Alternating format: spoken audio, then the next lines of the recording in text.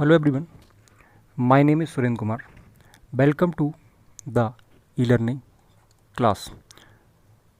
इस वीडियो में हम भारतीय इतिहास इंडियन हिस्ट्री का सिलेबस डिस्कस करने वाले हैं, जिसके अंदर आज हम एंशिएंट इंडिया पार्ट को डिस्कस करेंगे। फ्रेंड्स, ये हिस्ट्री का कंप्लीट वीडियो कोर्स है, जिसके अंदर आपको एसएससी, स्टेट पीसीएस का प्री और मेंस को भी हम कवर करके चल रहे होंगे। साथ ही साथ आपको एमपीपीएससी यहाँ से कवर होगा। देन आपका रेलवे, व्यापम, स्टेट्स के जितने भी तरह के एग्ज़ाम्स हैं और इनके अलावा जो भी ऑल अदर एग्ज़ाम्स हैं वो सारे आप इस वीडियो से कवर कर सकते हैं।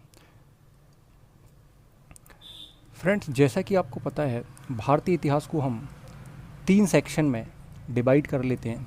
सबसे पहले आपके पास एंशिएंट इंडिया होता है, देन सेकंड पार्ट आपके पास मीडिएवल इंडिया होता है और थर्ड पार्ट आपका मॉडर्न इंडिया होता है। तो हम इसको 3 पार्ट में डिवाइड करके पढ़ते हैं। इसके अंदर हम फर्स्ट पार्ट पढ़ने वाले हैं, जो है आपका एंशिएंट इंडिया अर्थात प्राचीन भारत। इसमें सबसे पहला हमारा जो टॉपिक होगा जिसको हम डिस्कस करेंगे, ये आपका होगा प्री हिस्टोरिक पीरियड अर्थात प्रागैतिहासिक काल। इसमें हमें 3 सब टॉपिक्स पढ़ने हैं, जिनमें पहला आपका पुरा पाषाण काल आता है, सेकंड मध्य पाषाण काल आता है, देन थर्ड नवपाषाण काल या न्यूलिथिक एज आता है। नेक्स्ट टॉपिक हमारे पास सिंधु घाटी सभ्यता है, इंडस वैली सिविलाइजेशन।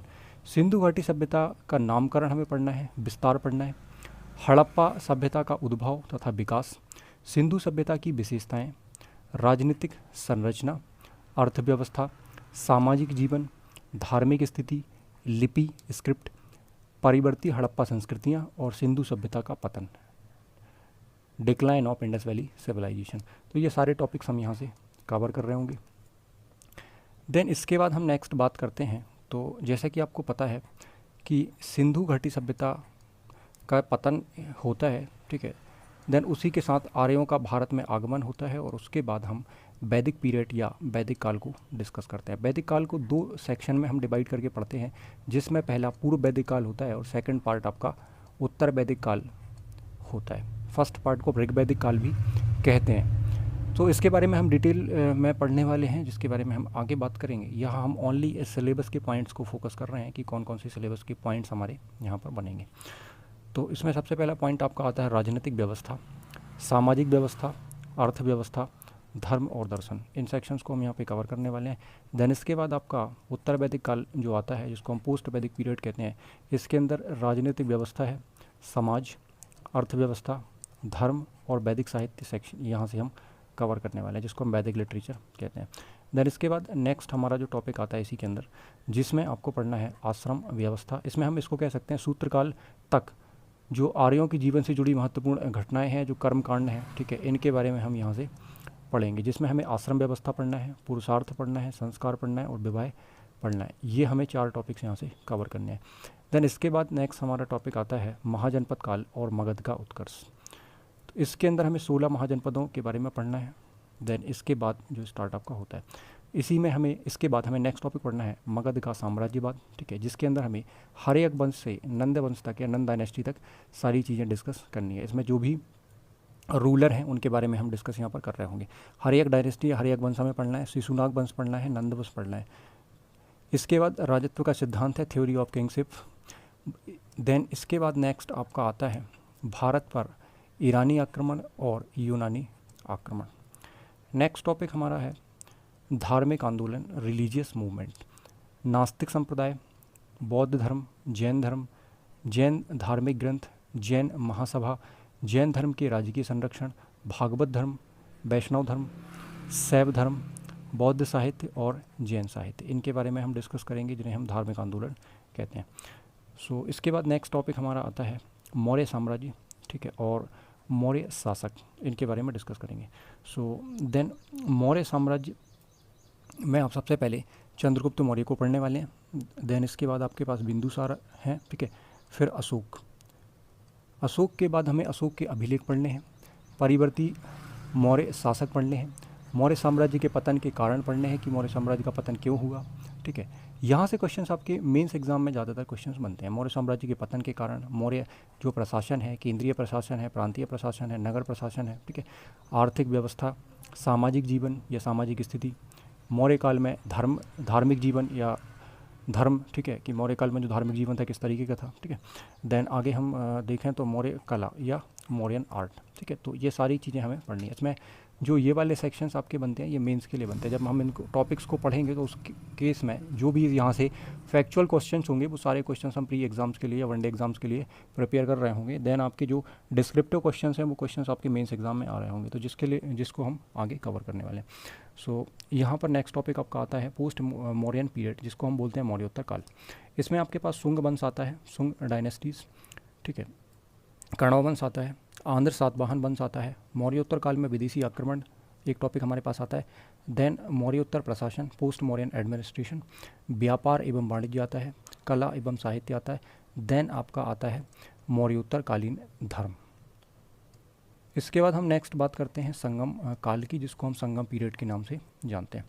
संगम कालीन प्रमुख राजवंशों का इतिहास हम देखने वाले हैं। देन इसके अंदर हम देखने वाले हैं चेर वंश को, चोल को, पांड्य को, राजनीतिक व्यवस्था, अर्थव्यवस्था और इनकी सामाजिक स्थिति, सोशल स्टेटस।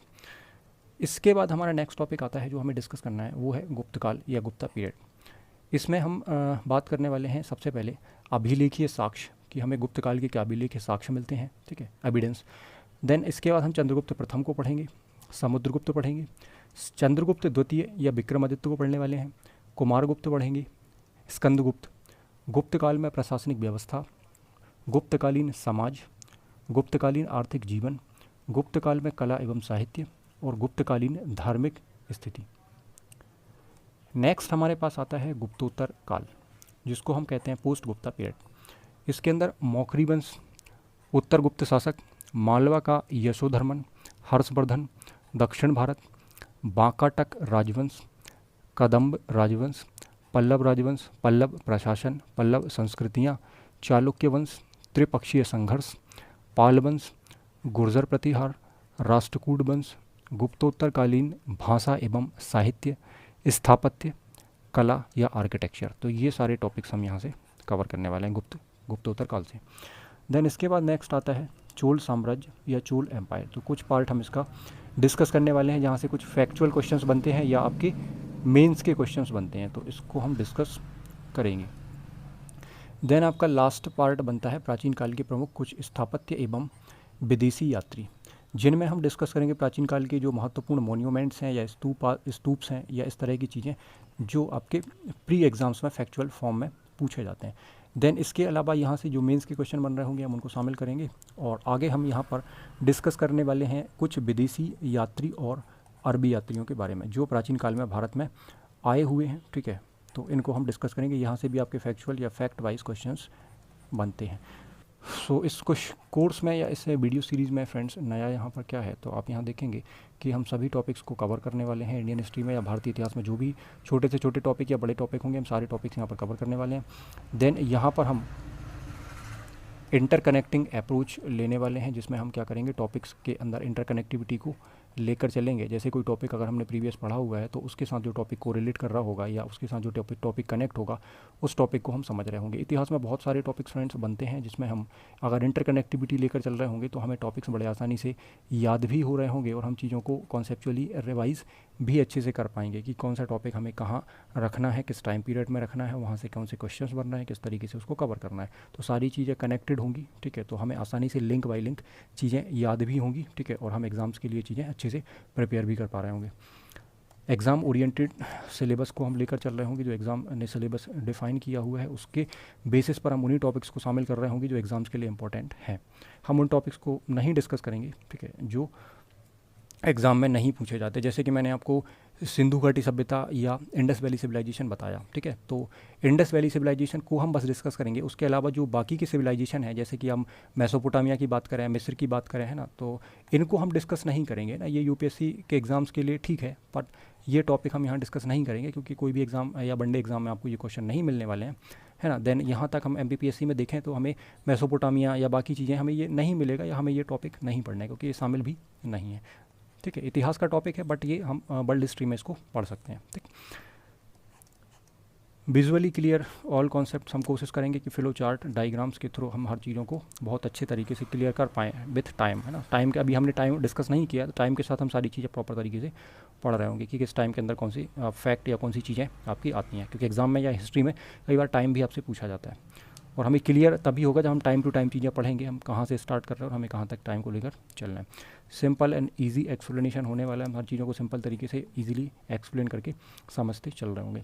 देन लास्ट हम बात करते हैं तो 0 टू एडवांस वाला कॉन्सेप्ट हमारा चल रहा होगा, जिसमें हम क्या करेंगे, बिल्कुल बेसिक से चीज़ों को पढ़ेंगे ना, इतिहास क्या है, कितने प्रकार हैं, क्या है, ठीक है। तो इस तरीके से चीज़ों को हम डिस्कस करते हुए हम एडवांस लेवल तक चलेंगे कि अगर आपको मेंस का कोई क्वेश्चन करना है तो आप MPPSC के मेंस के क्वेश्चंस भी कवर यहाँ से कर सकते हैं, जिसके लिए आपको काफ़ी ज़्यादा हेल्पफुल यहाँ से चीज़ें मिलने वाली हैं, ठीक है।